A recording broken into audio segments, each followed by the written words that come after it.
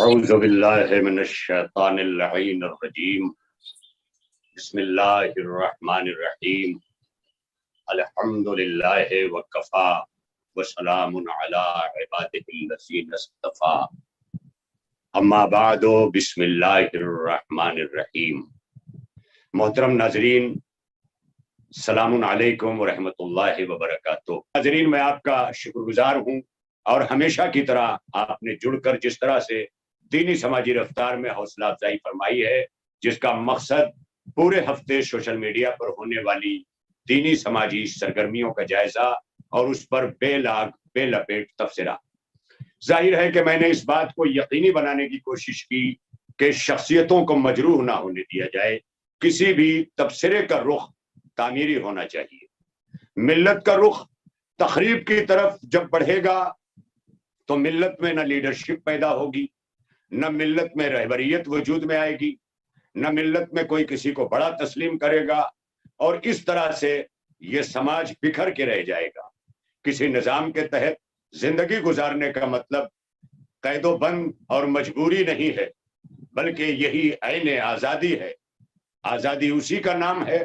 کہ جس قانون کے اوپر چلنے کا ہم نے اور آپ نے عہد کیا ہے، اس پر پابندی کے ساتھ چلتے رہنے کا نام آزادی ہے۔ آزادی تو جب چھنتی ہے کہ جب ہم ان قوانین سے روگردانی کر کے ہم ادھر اور ادھر ہونے لگتے ہیں۔ ناظرین محترم، ہماری دینی سماجی رفتار کا ہمیشہ پہلا رخ دین اسلام، دین مبین، دین متین سے وابستہ ہوتا ہے، جو دین حنیف بھی ہے، جو دین براہیمی بھی کہلاتا ہے، جو دین محمدی بھی ہے، جو شریعت محمدی کے ساتھ اپنے پائے کمال کو پہنچا ہے۔ ناظرین محترم، دینی سماجی رفتار میں ہم نے ہمیشہ اس بات کی کوشش کی ہے کہ دین اسلام کے رہنما اصولوں کو بیان کرتے ہوئے اسے اپنی زندگی میں نافذ کیا جائے، اور زندگی میں نفوذ کے لیے ظاہر ہے کہ وہ پریشانیاں بھی آئیں گی، مگر ان پریشانیوں سے جن کا نام مشکلات ہے، نبرد آزما ہونے کے لیے جس خالق نے ہماری تخلیق کی ہے، ہمارے وجود میں وہ تمام چیزیں رکھ دی ہیں، اور بغیر رکھے ہوئے کبھی پروردگار عالم ان چیزوں کے لیے ہمیں زحمت نہیں دے گا۔ اس نے وعدہ کیا ہے، لا یکلف اللہ نفسا الا وسعها، ہم کسی نفس پر اس کے برداشت سے زیادہ تکلیف نہیں دیتے۔ تو ناظرین، مصیبتیں جب آتی ہیں تو اس میں انسان کو اپنی کیپیسٹی، اپنا پاور اور اپنی طاقت اور اپنی قوت برداشت یہ جاننے کا، یہ ناپنے کا ایک پیمانہ مصیبتوں کے لمحوں میں ہمیں میسر ہوتا ہے، اور ہم اپنے آپ کو دیکھ لیتے ہیں کہ ہم کس روش پر ہیں، ہماری قوت برداشت کیا ہے، اور اسی قوت برداشت پر پوری زندگی کا دار و مدار ہے۔ الہی فرمان پر جو آپ پر واجب کیے گئے ہیں، اس پر شدت کے ساتھ باقی رہنے میں آنے والی مشکلات کو برداشت کرنا ہی عبادتوں کے انعام کی اور اس کی جزا کو بڑھا کے رکھ دیتا۔ کیوں؟ کیونکہ وہی قوت برداشت۔ یا ایھا الذین آمنوا کتب علیکم الصیام کما کتب علی الذین من قبلکم لعلکم تتقون، جب روزے کے نفوذ کی آیت آئی ہے تو دن سے لے کے رات تک، صبح سے لے کے شام تک، سحر سے لے کے افطار تک، ہمارے پاس جو ورک ہے وہ صرف قوت برداشت کے اظہار کا ہے، اور ہم اسی میں ناپ لیتے ہیں کہ ہماری برداشت کیا ہے۔ جب ہم اپنی برداشت کی روش پر ثابت قدم رہتے ہیں تو پروردگار عالم کہتا ہے کہ تم میں تقوی پیدا کرنا ہمارا کام ہے، کیونکہ تم نے اس برداشت کا مظاہرہ کیا ہے۔ تو رشتوں کو برداشت کرنا، بڑوں کو برداشت کرنا، استاد کو برداشت کرنا، ماں باپ کو برداشت کرنا، یہ تمام چیزیں قوت برداشت پر ہیں۔ اور اللہ کہہ رہا ہے، آج ہم مصیبتوں میں جب آتے ہیں تو مصیبتیں آتی جاتی ہیں اور ہم یہ کہتے جاتے ہیں یہ تو برداشت سے باہر کی چیز ہے، یہ تو برداشت نہیں ہو سکتا، اب میں برداشت نہیں کر سکتا۔ یہ انسان اپنے وجود کی معرفت جتنی رکھتا ہے اتنا کہتا ہے، لیکن پروردگار عالم اس وقت تک مصیبتوں کو ڈالتا جاتا ہے تاکہ تم خود دیکھ لو کہ تمہیں اپنے نفس کی اگر معرفت ہوتی تو تم ثابت قدم رہ کر کے، بلکہ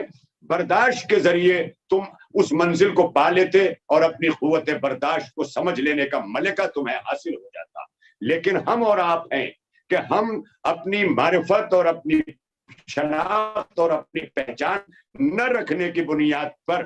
ہم اکثر چیزیں برداشت سے باہر کہتے ہیں، لیکن وہ منعم حقیقی، وہ خالق حقیقی، وہ ہمارا خالق، ہمیں پیدا کرنے والا، وہ ہم سے کہہ رہا ہے کہ ہم، یہ الہی وعدہ ہے، اور وعدہ یاد رکھیے گا، اللہ کا وعدہ، اللہ کا ارادہ، یہ چیزیں کبھی ٹلتی نہیں۔ اگر ٹلنے لگے تو پوری کائنات درم و برہم ہو جائے، پوری کائنات میں انتشار پیدا ہو جائے اور نظام کائنات درم و برہم ہو کر کے رہ جائے۔ تو ناظرین، یہ بات اس لیے آپ کی خدمت عالی میں کی گئی کہ پروردگار عالم جو وعدہ کرتا ہے وہ اپنے بندوں کے ساتھ اپنے وعدے پہ باقی رہتا ہے، کہ یہ وعدہ وہ چیز ہے کہ جو بشریت کے لیے قدرت نے بہت ہی لازمی جز قرار دے دیا، اور اس کے ذریعے بشریت کا اعتبار سماج میں قائم کیا ہے۔ جو انسان وعدے کی وفا نہیں کرتا، معاشرے میں اس کا وزن نہیں ہوتا،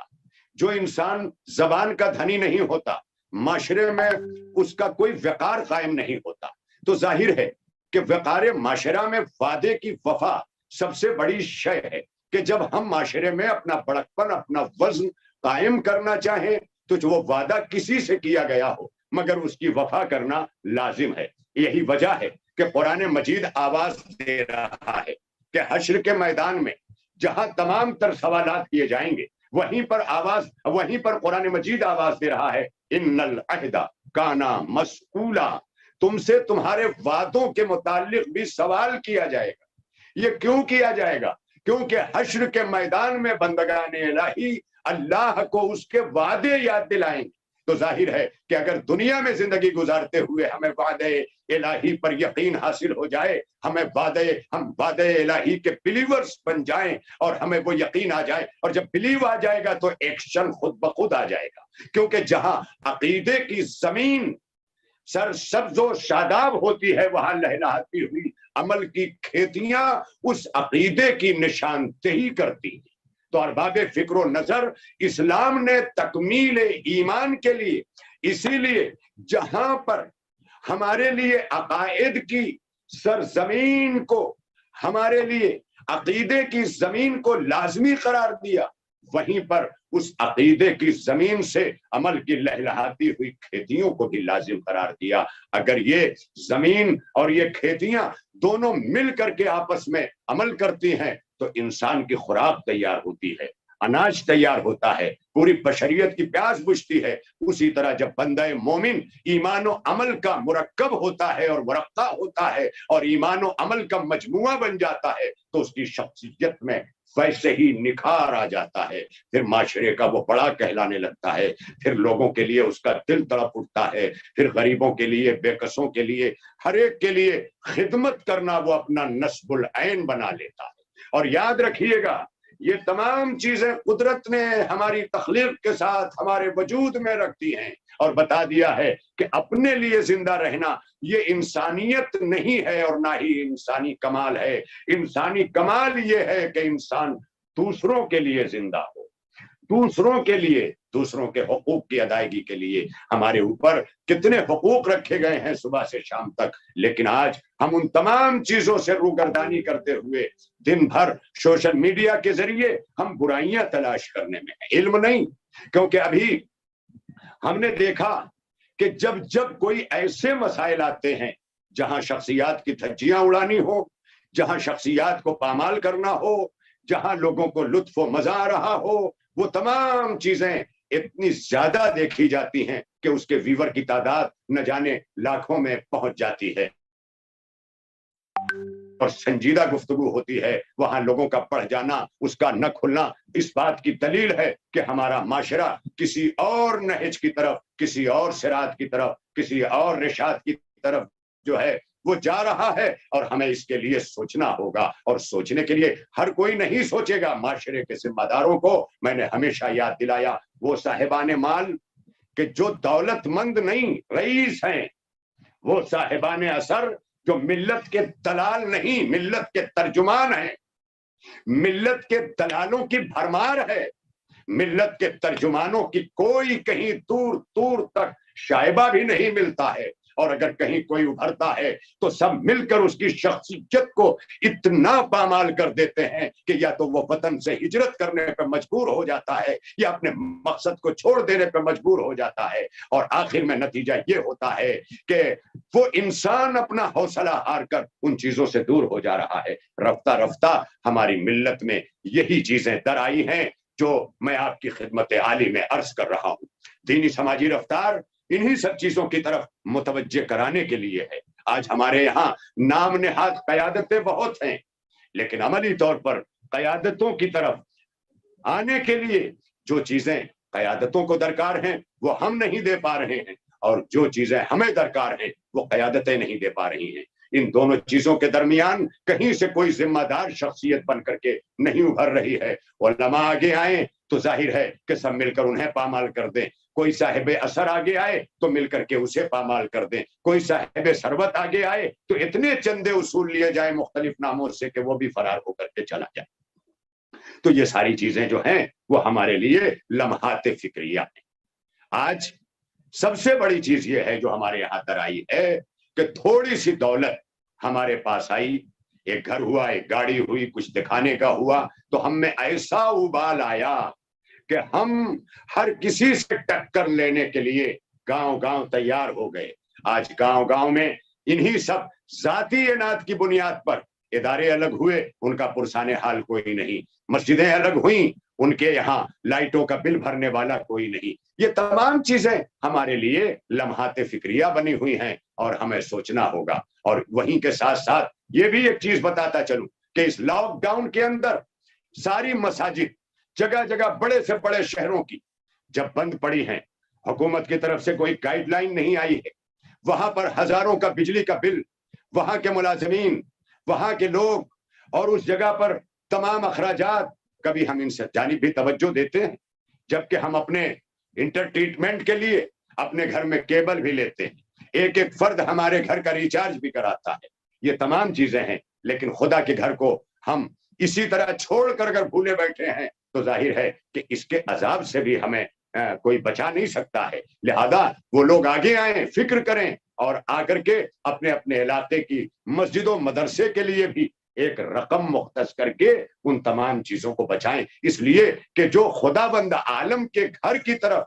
جو ہے وہ بچانے کے لیے آگے اپنا قدم اٹھاتا ہے، ان کی نسلوں کی بقا کی ذمہ داری پروردگار عالم دیتا ہے۔ اگر اس راہ میں چلتے چلتے انسان درجہ شہادت میں بھی فائز ہو جائے تو خدا وہ مرتبہ دیتا ہے جو دنیا سے لے کے آخرت تک کے لیے اس کے لیے سرفرازی اور تاجداری کا سبب ہوتا ہے۔ تو ناظرین محترم، آج ہمارے معاشرے میں ایک زمانہ تھا جب میں بزرگوں سے سنا کرتا تھا کہ ہمارے گاؤں گاؤں میں سادات کرام بستے تھے، مختلف جگہوں پہ زمینداریاں ہوتی تھی، جہاں زمینداریاں نہیں ہوتی تھی وہاں کے بڑے لوگوں کا مطلب یہ ہے کہ وہ رئیس موضع کہلاتے تھے، ان کے آگے لکھا جاتا تھا رئیس موضع فلاں، رئیس موضع فلاں۔ وہ کیوں لکھا جاتا تھا؟ وہ لکھوانے کے لیے نہیں، بلکہ اپنے گاؤں سے نکل کر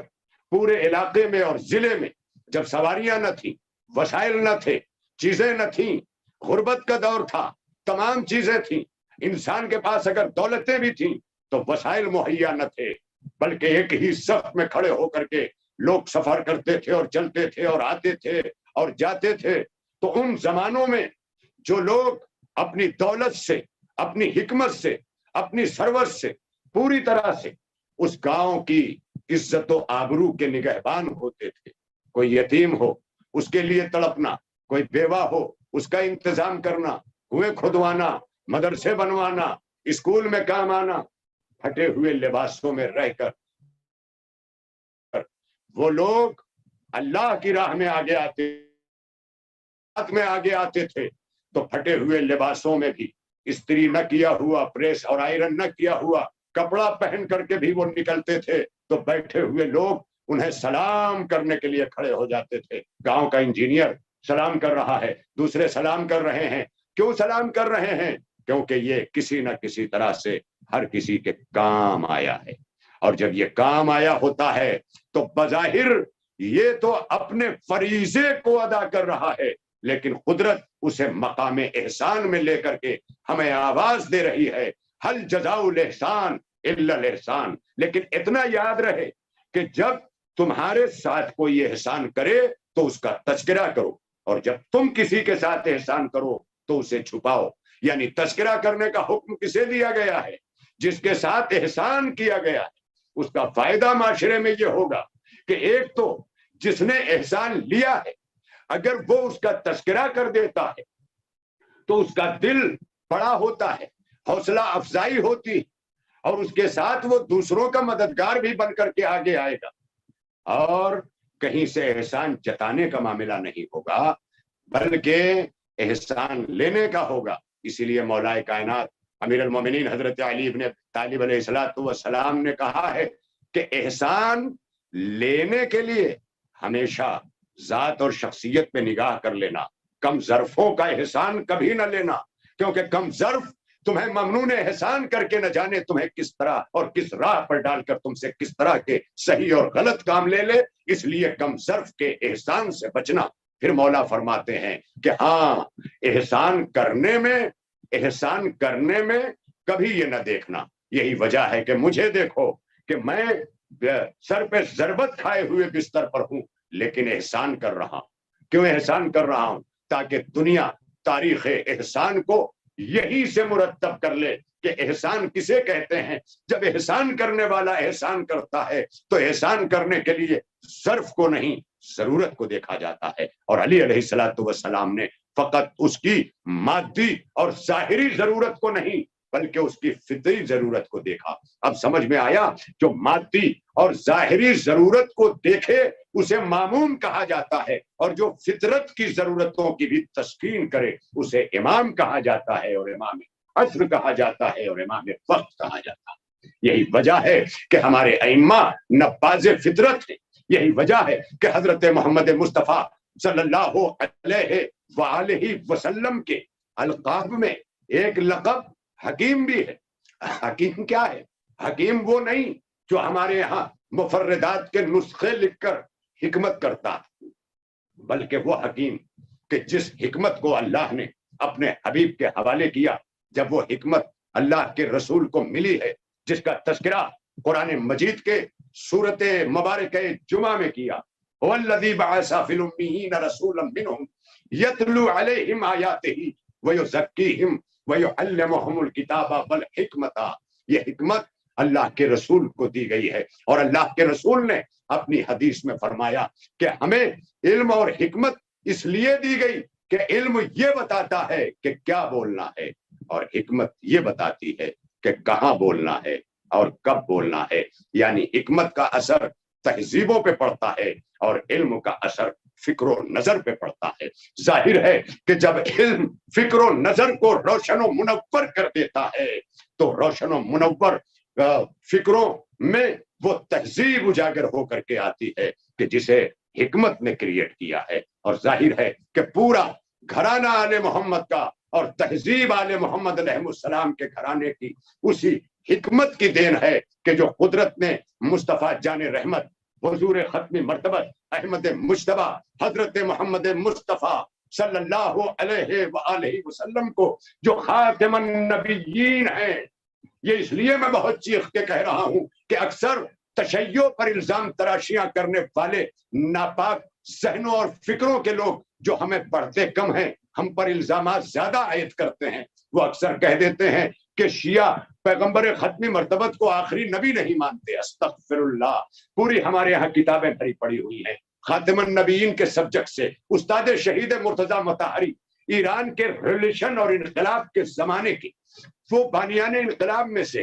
اور وہ معتمدین آیت اللہ خمینی میں، انہوں نے باقاعدہ طور پر ختم نبوت پر ایک عظیم ترین فلسفیانہ بحث کی جو کتابی صورت میں آئی، خاتم النبیین ہے۔ اور ظاہر ہے کہ شیعت کے اس الزام سے پہلے آپ سب کو، ہم کو یہ سوچنا پڑے گا، یہ پیغام آج میں دینی سماجی رفتار کے اپنے ہفت روزہ اور ویکلی لائیو پروگرام کے ذریعے SNN چینل کے جسے تمام مکاتب فکر کے لوگ دیکھتے ہیں، میں ان تک ایک پیغام دینا چاہتا ہوں کہ شیعت کے یہاں علی ولی اللہ آیا ہی اس لیے ہے تاکہ دنیا یہ دیکھ لے کہ خاتم النبیین خاتمیت کا منصب ہے، اور اسی منصب خاتمیت کے تحفظ کا نام ہے علی ولی اللہ۔ تو اب سمجھ میں آیا کہ علی ولی اللہ کیا ہے؟ علی ولی اللہ محافظ ہے نظام مصطفیٰ کا، اور نظام مصطفیٰ پر جب جب بھی ضرب لگے گی علی ولی اللہ آگے آئے گا۔ یہی علی ولی اللہ کبھی حسن مجتبیٰ کے پیکر میں، کبھی حسین شہید کربلا کے پیکر میں۔ یہی وجہ ہے کہ کربلا کے میدان میں علی ولی اللہ کی گونج ہوئی ہے، لیکن علی ولی اللہ کی گونج کربلا کے میدان میں اس لیے ہوئی ہے تاکہ دنیا دیکھ لے کہ یہ علی ولی اللہ تحفظ خاتمیت کے لیے ہے، اور تحفظ خاتمیت کا مطلب ہے کہ اس دین کامل کے لیے ہے کہ جس دین کو خاتم النبیین پر اللہ نے ان کے دست مبارک پر کامل کیا ہے، اور پیغمبر ختمی مرتبت کو آخری نبی بنا کر کے بلانا اور غدیر خم کے میدان میں منبر کا لگانا، یہ اعلان ہے اس بات کا کہ خاتم النبیین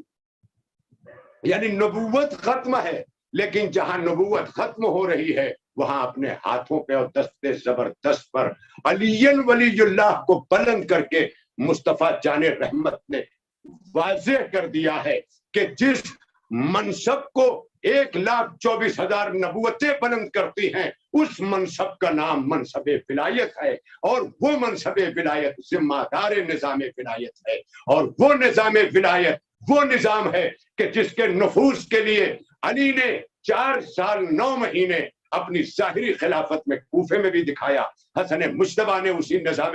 ولایت کی بقا کے لیے صلح کی، اور وہ صلح کر کے یہ بتایا کہ میں نے جس چیز کا تحفظ کیا ہے وہ ولایت ہے، اور میں نے صلح سے جس چیز کو بچایا ہے وہ ولایت ہے، اور ولایت ہی نظام مصطفیٰ کی بقا کی ضامن ہے۔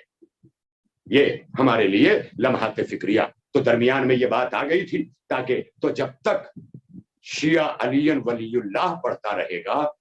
محمد الرسول اللہ کی حفاظت ہوتی رہے گی،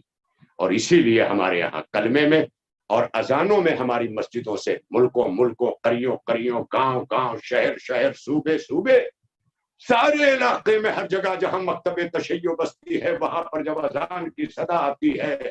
تو اللہ اکبر اشہد ان لا الہ الا اللہ اشہد ان محمد رسول اللہ کے بعد ایک صدا اور گونجتی ہے، اشہد ان علی ولی اللہ۔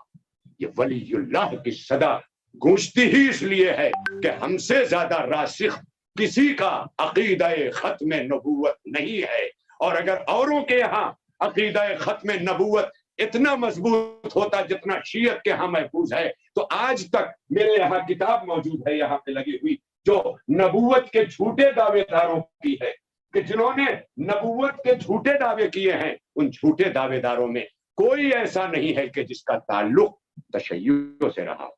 لہذا یاد رکھنا کہ نبوت کے جھوٹے دعوے دار بن کر کے کبھی شیعت کی دنیا سے نہیں آئے ہیں، دیگر مکاتب فکر سے آئے ہیں، یہ سب پر ظاہر و باہر ہے۔ ہمارے یہاں کوئی نبوت کے جھوٹے دعوے دار اس لیے نہیں پیدا ہو سکتا کہ ہمارے یہاں ختم نبوت تک پہنچنے کے لیے علی ولی اللہ سے گزرنا پڑے گا، اور علی ولی اللہ فقط ایک علی کے پیکر کا نام نہیں ہے بلکہ 12 وجود کے پیکر کا نام علی ولی اللہ ہے۔ تو کبھی علی مرتضیٰ کی صورت میں، کبھی حسن مجتبیٰ کی صورت میں، کبھی حسین شہید کربلا کی صورت میں، کبھی سید سجاد زین العابدین سید الساجدین کی صورت میں، کبھی امام محمد باقر خاتم النبیین کی پیکر میں، کبھی امام جعفر صادق کے صداقت کے پیکر میں، کبھی موسی کاظم کے جذبوں کے پیکر میں، کبھی امام رضا کے رضائیت کے پیکر میں، کبھی تقی کے تقوی کے پیکر میں، کبھی نقی کی نقاوت کے پیکر میں، کبھی عسکری کی حیبت اور کبھی امام قائم کی غیبت۔ یہ ہے علی ولی اللہ جو ہر دور میں پیکر بن کر کے محمد الرسول اللہ کی حفاظت کرتا رہے۔ تو ناظرین، اس نبی نے ہمیں بتایا کہ میں صرف علم لے کے نہیں آیا ہوں، حکمت بھی لے کے آیا ہوں، اور خاص طور پر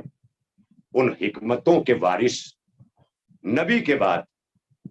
کوئی اور ہو ہی نہیں سکتا، کیونکہ حکمت اور علم مصطفیٰ جان رحمت کے سینے میں اللہ نے محفوظ کر دیا ہے، اور قرآن مجید میں آواز دے دی لا یمسہ الا المطہرون، اسے کوئی مس نہیں کر سکتا سوائے مطہر کے. سمجھ میں آیا؟ یہ آپ کے ہاں جو قرآن مجید رکھا ہوا ہے جلد میں، یہ لا یمسہ الا المطہرون کا مطلب یہ نہیں ہے، بلکہ خدا بند عالم اس قرآن کی بات ہی نہیں کر رہا ہے، اس قرآن کی بات کر رہا ہے جس قرآن کو مصطفیٰ جان رحمت کے سینے میں رکھا ہے. انہ لقرآن کریم فی کتاب مکنون لا یمسہ الا المطہرون. کوئی قرآن مٹا سکتا ہے؟ جب آج آپ کسی کو کسی چیز کے بنانے کے بعد، کسی چیز کے وجود میں لانے کے بعد، کسی سیمپل کو بنانے کے بعد آپ ایک نہیں بناتے، اس کی کئی کاپیاں بنا لیتے. کوئی ایک ضائع ہو گئی تو اس کا کیا ہوگا؟ اللہ نے کہا کہ میں نے لوح محفوظ پر بھی قرآن مجید کو محفوظ کیا ہے. اللہ نے کہا کہ میں نے قلب مصطفیٰ میں بھی قرآن مجید کو محفوظ کیا ہے. اور اس کے بعد حافظوں کے بھیجوں میں بھی، ملت کے زبانوں پہ بھی، ذہنوں میں بھی ہر جگہ قرآن ہے. لیکن اس قرآن کی ضمانت نہیں ہے، کیونکہ یہ قرآن کی اگر ضمانت ہوتی تو آج اسے وسیم رضوی جیسا ملعون 26 آیتوں کو ٹیبل پہ پھاڑتا ہوا نظر نہ آتا. اس سے بڑا اس کے لیے سبق آج ہماری ملت کو سوچنا ہوگا. خدا کی قسم میں جذباتی ہو جاتا ہوں کہ کس طرح سے اس نے پوری ملت مسلمہ کو بیٹھ کر للکارا ہے اور یوں ٹیبل پر کہا یہ 26 آیتیں میں نے پھاڑ دی. ایک آیت اور ایک بسم اللہ کے ساتھ اس طرح کی گستاخی کرنے والا اسلام میں شاطن قرآن ہے.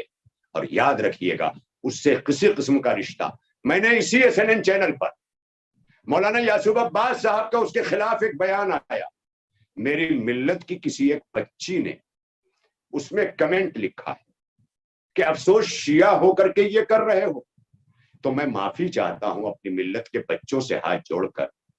کہ پوری دنیا جب کہہ چکی کہ وہ مرتد ہے، اسلام کہہ چکا، شریعت کہہ چکی، قرآن کہہ چکا، حدیثیں کہہ چکی، علماء کہہ چکے، فقہا کہہ چکے، مجتہدین کہہ چکے، تمام مسائل لکھ کے اور مفتیان کرام کہہ چکے، کیا اس کے بعد بھی ابھی ملت کو خبر نہیں ہے اور کہہ رہے ہیں وہ شیعہ ہے؟ کہاں ہیں؟ کس جگہ پر ہیں آپ؟ کٹمب میں اس کے شیعہ ہونے کا، اپنے خاندان کی کھتونی میں بھی اس کا نام تھا، تو اس کے گھر والوں نے بھی اس کو اپنے یہاں سے نکال کے اس کا بائی کاٹ کر کے کہا کہ اس کی ملت ہی میں نہیں، اس کی گھر میں بھی کوئی جگہ نہیں ہے. لہذا وسیم رضوی جیسے کا تعلق شیعت کیا اسلام ہی سے نہیں ہے. شیعت ہر اس ایک پر لعنت کرتی ہے جو گستاخ قرآن اور اہل بیت ہے. اگر وسیم رضوی مرتد ہے کہ اس نے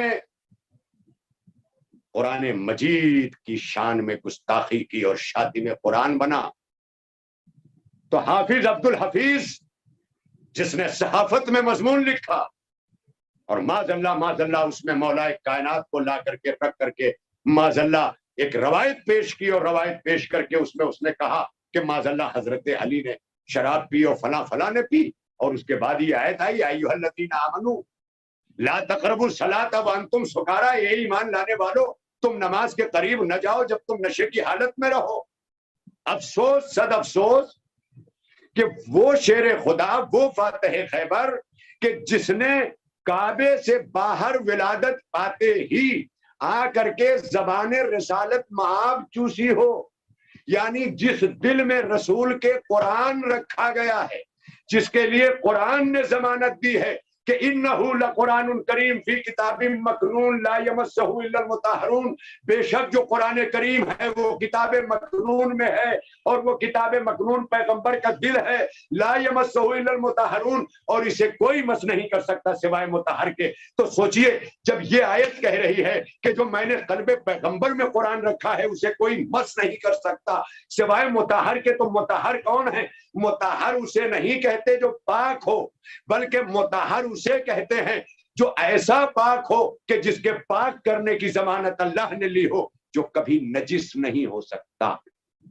تو جب مطہر کی یہ تعریف قرآن مجید نے بیان کر دی ہے کہ پیغمبر کے دل میں جو ہم نے قرآن مجید کتاب مکنون میں ان کے دل میں جو رکھا ہے اسے کوئی مس نہیں کر سکتا، تو جب اللہ نے کہہ دیا کوئی مس نہیں کر سکتا تو پھر پیغمبر نے کیوں 3 دن کے نیو بورن علی کو، نو مولود علی کو اپنی گود میں لے کر اپنی زبان کو علی کے دہن میں رکھ رہے ہیں میری سمجھ میں نہیں آتا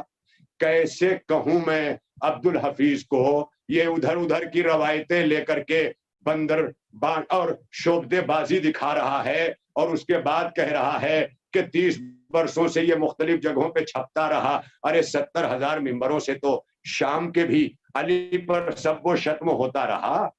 یہ سب دلیلیں اس بات کی ہیں. آج جب عالم اسلام سے کہا جاتا ہے کہ علی کے ساتھ ایسا سلوک ہوا ہے تو کچھ لوگ ہمارے مسلمان بھائی کہتے ہیں اور استغفر اللہ، حضرت آپ کیا کہہ رہے ہیں؟ کوئی حضرت علی شیر خدا کے ساتھ ایسا کرے گا؟ ارے جب آج کے اس زمانے میں عبد الحفیظ جیسا ملعون کر رہا ہے اس علی کے بارے میں معاذ اللہ کہہ رہا ہے کہ انہوں نے اور 3 لوگوں نے مل کر کے یہ کیا تو یہ آیت آئی، معاذ اللہ معاذ اللہ. سوچو، جسے روز اول 3 دن کے علی کو پیغمبر اپنی زبان دے رہے ہیں، چسا رہے ہیں. یہ زبان نہیں چسا رہے ہیں، یہ آنے والے وقتوں کے لیے عبد الحفیظ اور اسرار احمد مرحوم ہو چکے، انہوں نے بھی ایک مرتبہ اپنی تفسیر کے دوران اسی کا تذکرہ کر دیا تھا. اور اس زمانے میں پاکستان کی ہمارے ہندوستان میں اور مختلف جگہوں پر ٹیلی ویژن توڑے گئے، چینل کے خلاف احتجاج ہوا اور وہ خاموش پڑا. اور کیوں نہ خاموش پڑے؟ ایک طرف ملت کے سامنے مصطفیٰ جان رحمت کی عظمت کا یہ عالم کہ کوئی گستاخ رسول بچ نہیں سکتا سرزمین پر، ظاہر ہے کہ ایک طرف یہ عالم اور دوسری طرف جس کا انتخاب، جس کا سلیکشن خود وہ مصطفیٰ کریں کہ جسے اللہ نے چنا ہے، اسے اپنی آغوش میں اٹھا کے اپنی زبان چسا رہے ہیں. زبان چسا کے یہی تو بتا رہے ہیں لا یمسہ الا المطہرون، اسے کوئی مس نہیں کر سکتا سوائے مطہر کے، یعنی جنہیں اللہ نے آیت تطہیر کے حصار میں رکھا ہے اسے وہی مس کر سکتے ہیں. یہی وجہ ہے کہ جسے نبی نے اپنی زبان چسائی ہو اس کے لیے تم کہو گے کہ وہ عالم سکارا میں، عالم نماز کی طرف تو آیت آئی معاذ اللہ، تمہیں ڈوب مرنا چاہیے شرم سے. اسی لیے تو کہا تھا کا ایمان، اور یہ بھی تو کہا تھا یا علی لا یحبک الا طاہر الولادہ، اے علی تجھ سے کوئی محبت نہیں کرے گا سوائے اس کے کہ جس کی ولادت پاک ہے. ولا یغضبک الا خبیث الولادہ، اور اے علی تجھ سے کوئی بغض نہیں کرے گا، وہی تجھ سے دشمنی کرے گا جس کی ولادت میں خباثت ہے. اب یہاں سے فیصلہ آپ کے ہاتھ ہے کہ جب علی سے دشمنی کی گئی ان شخصیتوں کو جنہیں علی کے مقابلے میں لایا گیا، علی کا تو کچھ نہیں بگڑا، ہاں ان کی ولادتوں کی خباثتیں اور ان کے ماؤں کی خیانتیں حضور پاک کی روشنی میں، ایک حدیث کی روشنی میں یہ ضرور آ گئی. لہذا ناظرین، خدمت عالی میں چاہتا ہوں کہ دینی رفتار کو ہم اسے مستحکم کریں، فکر کریں، سوچیں. لائبریریاں یہ جو بیٹھ کے گیم کھیلے جا رہے ہیں اور کیا کیا ہو رہا ہے، نوجوان کس روش کی طرف جا رہا ہے جبکہ اس کی تربیت کے زمانے ہیں، یہ سب چیزیں یہ اس لیے جا رہا ہے نا کہ آج ہمارا ایک ایک گاؤں رئیسوں سے خالی ہو گیا اور دولت مندوں سے بھر گیا. رئیس اسے کہتے ہیں جو اپنے غربت میں بھی اپنے موضع اور اپنے شہر اور اپنے گاؤں اور اپنی ملت اور اپنے قوم کا خیال رکھے، اسے رئیس کہتے ہیں. اور جو اپنی دولت اپنے جیبوں میں بھر کر لوگوں سے اپنی غلامی کرائے اسے دولت مند کہتے ہیں. یا دوسرے لفظوں میں یوں کہوں کہ امیہ دولت مند بن کے ابھرا تھا اور جناب ہاشم رئیس تھے. لہذا جب رئیسیت کی منزل آئے گی تو رئیسیت کی منزل پر جناب ہاشم، جناب عبد المطلب اور جناب ابو طالب کا تعارف ہوگا. یہ تھے رئیس مکہ، یہ تھے شیخ بطحہ، یہ تھے رئیس. رئیسیت اسے کہتے ہیں. اسی لیے ایران میں ایک منصب ہے رئیس جمہور، یعنی صدر مملکت، صدر حکومت. اور الحمدللہ اس وقت وہاں تازہ ہونے والے الیکشن میں جو صدارت کے منصب پر بھاری اکثریت میں، اتنی بھاری اکثریت میں کہ پوری دنیا کی آج سپر طاقتیں انگوش پتندہ ہیں، امریکہ ہلا ہوا ہے ایرانی عوام کے فیصلے سے. اس کی وجہ یہ ہے کہ ایک ایسا ایماندار شخص کہ جو اپنی محنتوں سے ابھرتا ہوا فقہ کا مجتہد ہوتے ہوئے جس نے قانون پر اپنی گرفت اتنی زبردست بنائی کہ ایران میں عدالتی نظام کا نگراں اور پھر سب سے بڑی عدالت عدالت عظمیٰ کا چیف جسٹس ہو جانا، اور چیف جسٹس ہو کر کے بھی، اور یہی نہیں بلکہ مجلس خبرگان کہ جو ایران میں بہت سارے معاملے طے کرتی ہے، وہیں پر ایک معاملہ مجلس خبرگان رہبریت کا بھی طے کرتی ہے، یعنی رہبر کے بعد کسے رہبر بنانا ہے یہ مجلس خبرگان طے کرتی ہے، اور مجلس خبرگان کے نائب رئیس خبرگان یعنی نائب صدر جناب حجت الاسلام آغای ابراہیم رئیسی ہیں۔ اور اب تو جب یہ چہرہ دنیا کے سامنے آیا، پوری طرح سے ماڈرن ایجوکیشن کے ساتھ علم دین کا دین و دنیا کو اکٹھا جمع کر کے رہبریت کی تائید لے کر جب یہ آئے ہیں تو انہوں نے آتے ہی ایک اور چیز واضح کر دی ہے کہ رہبریت کے لیے بھی دنیا بہت زیادہ فکر مند نہ ہو۔ ما ننسخ من آیات اور ننسہانات بخیر منہا او مثلہا، اللہ اپنی کسی نشانی کو اس وقت تک نہیں اٹھاتا، نہیں ہٹاتا جب تک اس کی جگہ پر اس جیسی یا اس سے بہتر نہ رکھتے۔ آیت اللہ خمینی کو نہیں ہٹایا جب تک کہ اس کی جگہ پہ آیت اللہ خامنہئی نہیں رکھ دیا۔ بہت ساری مثالیں آپ کو ملیں گی۔ لہذا میں چاہتا ہوں کہ ہمارے عالمی سماج میں اس وقت جو بدلاؤ دیکھنے کو آ رہا ہے، میری دعا ہے کہ ایران جو پوری دنیا میں اتحاد بین المسلمین کا حامل ہے اور حامی و مددگار ہے، اور جو فلسطین کا آج تنہا ساتھی ہے، وہ آج پکار کر کہہ رہا ہے کہ ہم پوری دنیا میں انسانیت کا نفوذ کریں گے، اس کے لیے ہمیں کسی بھی باطل طاقت سے نبرد ہونا پڑے۔ انہوں نے کہا ہے کہ آج ایران 1979 سے لے کے اب تک مسلسل پابندیاں جھیلتے ہوئے معیشت کی پٹری سے بہت دور چلا گیا ہے۔ اپنے منشورات، انتخابی منشورات میں ابراہیم رئیسی نے سب سے بڑا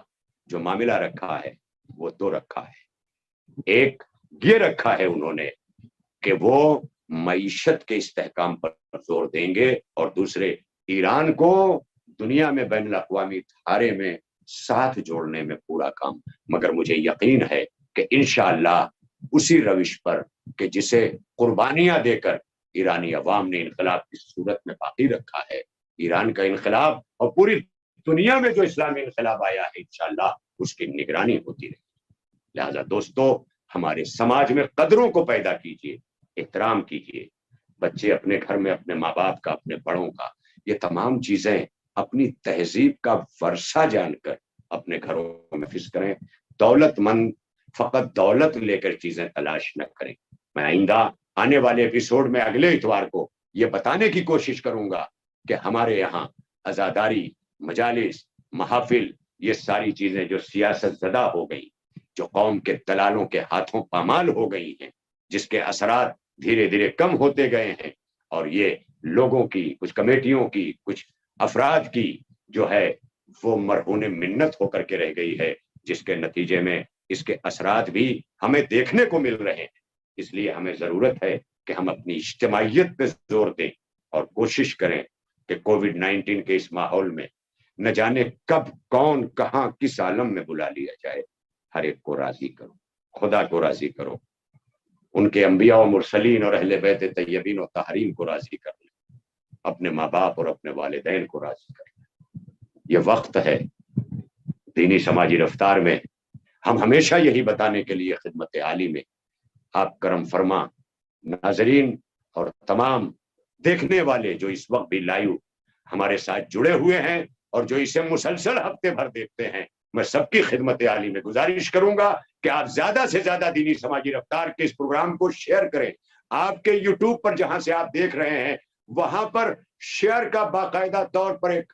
نشان آئے گا، اور اس کے ذریعے آپ اسے اپنے واٹس ایپ پر، اپنے فیس بک پر اور اپنے یوٹیوب چینل پر ہر جگہ اسے شیئر کر سکتے ہیں۔ اسے زیادہ سے زیادہ شیئر کیجئے۔ میری دعا ہے کہ پروردگار عالم آپ سب کو اپنے حفظ و امان میں رکھے، اور یہ پیغامات جو ذہنوں تک جس کی ترسیل ہو رہی اور رسائی ہو رہی ہے، خدا کرے کہ ہر دل میں اتر جائے میری بات۔ میں انہی توقعات کے ساتھ تمام علماء اعلام کہ جو جس جگہ پر بھی چھوٹے بڑے سن و سال میں خدمات انجام دے رہے ہیں، اس کووڈ کے ماحول میں بھی قبرستانوں میں مسجدوں میں اپنی اپنی ذمہ داریاں نبھا رہے ہیں، بڑے بڑے علماء فقہا جو آج اپنی ذمہ داریوں کو قم اور نجف میں بیٹھے ہوئے نبھا رہے ہیں، مولا علماء اعلام اور علماء حق کا سایہ ہمارے سروں پہ باقی رکھے، ہمارے مرجان تخلید کو طول عمر عطا فرمائے، انقلاب اسلامی کو دوام عطا کرے، اور اسی کے ساتھ ساتھ اس کووڈ 19 میں بڑے برے حالات ہیں، غیرت غربت دونوں ساتھ ساتھ، غربت متقاضی ہے، غیرت کہنے نہیں دیتی، اور مولا کائنات علیہ الصلوۃ والسلام نے کہا ہے کہ جو تمہارا چہرہ دیکھ کر تمہاری حاجت اور ضرورت کو نہ محسوس کر سکے، اس سے اپنی حاجت کا بیان کرنا خود کو ذلیل کرنا ہے۔ اس سے کیا نتیجہ نکلتا ہے کہ آپ کسی کے کہنے کا انتظار نہ کریں، جتنی کیپیسٹی ہے، جتنا اللہ نے بخشا ہے، جناب ہاشم کا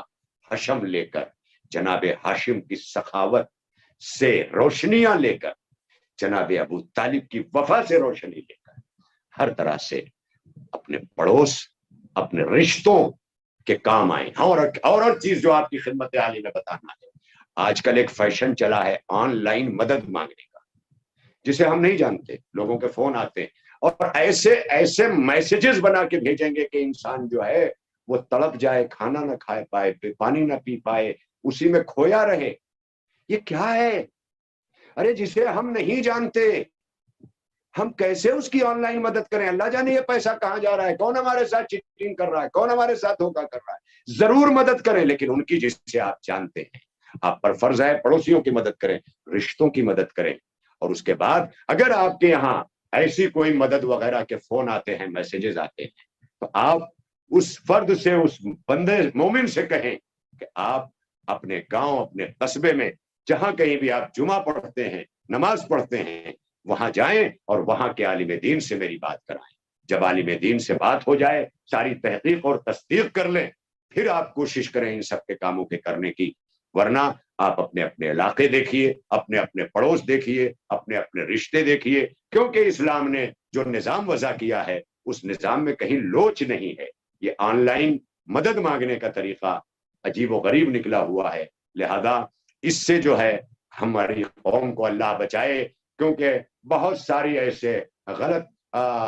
ہاتھوں میں لوگوں کو رقمیں پہنچی ہیں، لوگوں نے چیٹ کیے ہیں، بیان کرتے ہوئے بھی یہ باتیں سنی گئی ہیں، لہذا اس کا بھی خیال رکھا جائے۔ پروردگار عالم اس ماحول میں ابھی تک گزر رہے ہیں، اور ابھی پھر ہمارے مہاراشٹر میں کہا جا رہا ہے کہ 2-3 ہفتوں میں تیسری لہر کے بھی آنے کا امکان ہے۔ اللہ جانے ابھی کیا کیا ہونے والا ہے۔ ایسے عالم میں آپ اپنا دل کھول کر اور اپنی سخاوت کا ہاتھ کھول کر، مٹھیاں کھول کر لوگوں کے کام آئیے، کیونکہ اپنے زانوں پہ جو دکھیوں کو سلا لیتا ہے اس کو اللہ کلیجے سے لگا لیتا ہے۔ یہ یاد رہے، اس کو سرکار دو عالم کے پیام آتے ہیں جو برے وقت میں انسان کے کام آتے ہیں۔ اے اللہ ہر ایک کی مشکلوں کو آسان فرما، جو بھی برے دن ہیں لوگوں کے مولا اسے ٹال کر انسانیت کو اس کی منزل پر قائم و دائم کر دے۔ اے مولا سب کی پریشانیاں دور کر، جو بے روزگار ہو گئے ہیں انہیں بہترین روزی عطا فرما، جو برسر روزگار ہیں ان کے کاروبار میں برکت عطا فرما، جو نوجوان نوکریاں اور اپنی جابز کھو بیٹھے ہیں، جاب لیس ہو گئے ہیں، مولا غیب سے ان کی مدد فرما۔ اے اللہ ایسے ماحول میں جو ماں باپ اپنے گھروں کی ضرورتوں کو مہیا کرنے میں ٹوٹ رہے ہیں یا ٹوٹ چکے ہیں، ان ماں باپ کو حوصلہ عطا فرما۔ اے اللہ جہاں غیرت مند غریب اور متوسط طبقے کے لوگ اپنی ضرورتوں کو چھپائے گھروں میں بیٹھے منتظر ہیں تیری امداد غیبی کے، اے اللہ غیب سے ان کی مدد فرما۔ اے پروردگار ہماری قوم کی بچیاں جو رشتوں کے قابل ہو کر رشتوں سے محروم ہیں، ان ناقد خدا بیٹیوں کے غیب سے رشتے فراہم فرما، جنہیں رشتے حاصل ہیں انہیں وسائل نہیں ہیں، ماں باپ کو آسانیاں فراہم فرما دے۔ اے اللہ تجھے کربلا کے بیمار کا واسطہ، مدینے کی دکھیا بیمار صغرا کا واسطہ، مولا جہاں جہاں مومنین و مومنات بیمار ہیں اور جہاں جہاں بھی مریضان مرض ہیں مولا ان تمام مریضوں کو شفائے کاملہ واجلہ عطا فرما۔ اے پروردگار، اے اللہ، جلد سے جلد ہم سے اور پوری دنیا سے اس عذاب کو اٹھا لے۔ اگر اس عذاب کے ذمہ دار انسان ہیں تو انہیں ان کے کیفر کردار تک پہنچا کے ہمارے ذہنوں کو روشن کر دے، اور اگر یہ تیرا عذاب ہے تو ہم میں سکت نہیں۔ پروردگار ہمیں معاف کر دے، ہم تڑپ رہے، تیرے حسین کا محرم بہت قریب ہے۔ ہم نے ہر دور میں، رضا سرسی مرحوم نے کہا ہے، ہم علی والوں کا ایمان عزاداری ہے، بچے بک سکتے ہیں ایمان نہیں بک سکتا۔ مولا جلد سے جلد اس کا خاتمہ فرما، انسانیت کی راہوں کو آسان فرما دے۔ اے پروردگار، تجھے تیرے کربلا کے شہیدوں کے خون داغ کا واسطہ، تجھے تیری اجڑنے والی زینب دلگیر کا واسطہ، تجھے کانٹوں پہ چلنے والے سید سجاد کا واسطہ، مولا ہم سب کی پریشانیوں کو دور کر دے مولا۔ جو پریشان ہے، جو پریشانیاں ہے مولا، نیندیں نہیں آتی لوگوں کو، اے پروردگار اب تیری بارگاہ میں ہمارے پاس کچھ نہیں ہے سوائے دعا کے، کچھ نہیں۔ دعائے کمیل کے کلمات کہہ رہے، اغفر کوئی دعا کچھ نہیں ہے دعا کے سوا۔ مولا ہم سب کی خطاؤں کو معاف کر دے، ہم سے یہ عذاب کو اٹھا لے، اب ہم سے آزمائش نہیں دی جا رہی ہے پروردگار، اور جلد سے جلد اپنے وارث زمانہ حجت یگانہ امام زمانہ کو بھیج، اس کے ظہور میں تاجیل فرما، ہم سب کے کردار کو ان کے آوان و ناصرین میں شامل ہونے کے قابل بنا۔ اور پروردگارہ ہمارے جتنے ناظرین اس وقت SNN چینل پر دینی سماجی رفتار دیکھ رہے ہیں، خصوصاً مولا ان سب کی دعاؤں کو مقبول بارگاہ کر، ہر ایک کی آمین کو قبولیت عطا فرما۔ اور اے پروردگار